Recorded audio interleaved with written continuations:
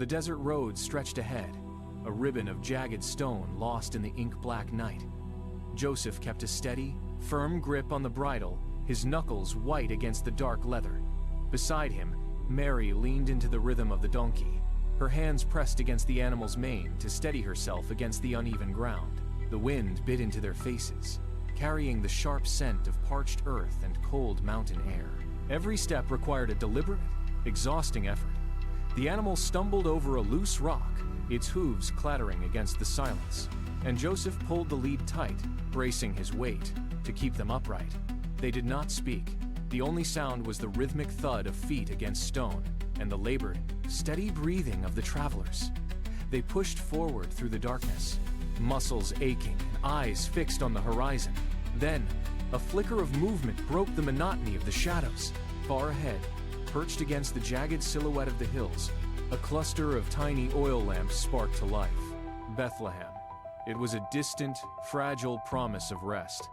Joseph adjusted his grip, pulling the donkey forward, and they quickened their pace toward the faint, glowing haze. Joseph reached the first heavy wooden door and hammered his fist against the timber.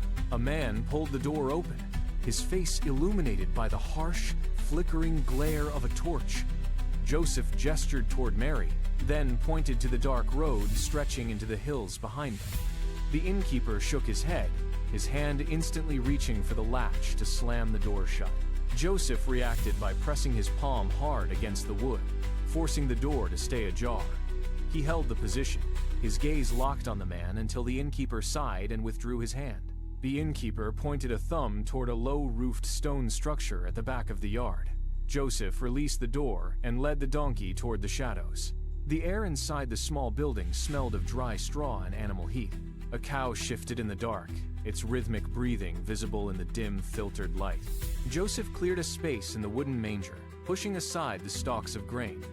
Mary slid from the donkey, her feet finding purchase on the floor as she moved toward the corner. She leaned her back against the rough stone wall, finally still. The wind outside howled, but here, the silence held firm.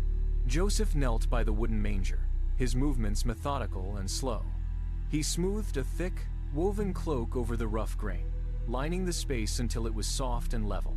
The lantern light flickered, casting long, dancing silhouettes against the uneven stone walls. Outside, the night remained frozen, but the space inside the stable seemed to constrict, focusing entirely on the corner where Mary sat. She kept her eyes fixed on the shadows, her hands steady as she gripped the rough edge of the stone wall. The air grew heavy, thick with the scent of dry hay and the damp warmth of the animals. Suddenly, the cow stopped chewing. It turned its head, ears twitching toward the center of the room. The donkey, standing near the door, lowered its head and stood perfectly still. Not a hoof scraped the floor, not a breath rattled in the dark. The silence was not empty, it was pressurized, vibrating with an intensity that made the very dust motes in the air seem to hang motionless. Mary shifted her weight, her gaze sharpening as the internal rhythm of the night reached a breaking point. Every second that passed felt like a door being pushed open by an invisible hand. The world outside ceased to exist, leaving only the stone walls and the quiet, rhythmic sound of Mary's own heart. A sharp, sudden cry pierced the air, shattering the heavy silence of the stable.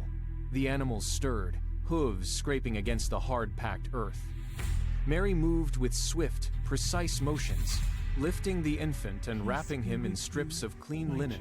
She laid him gently into the manger, and immediately, a soft, golden light emanated from the straw, casting long, sharp shadows against the stone walls. Miles away, shepherds huddled around a dying campfire, their faces turned toward the heat.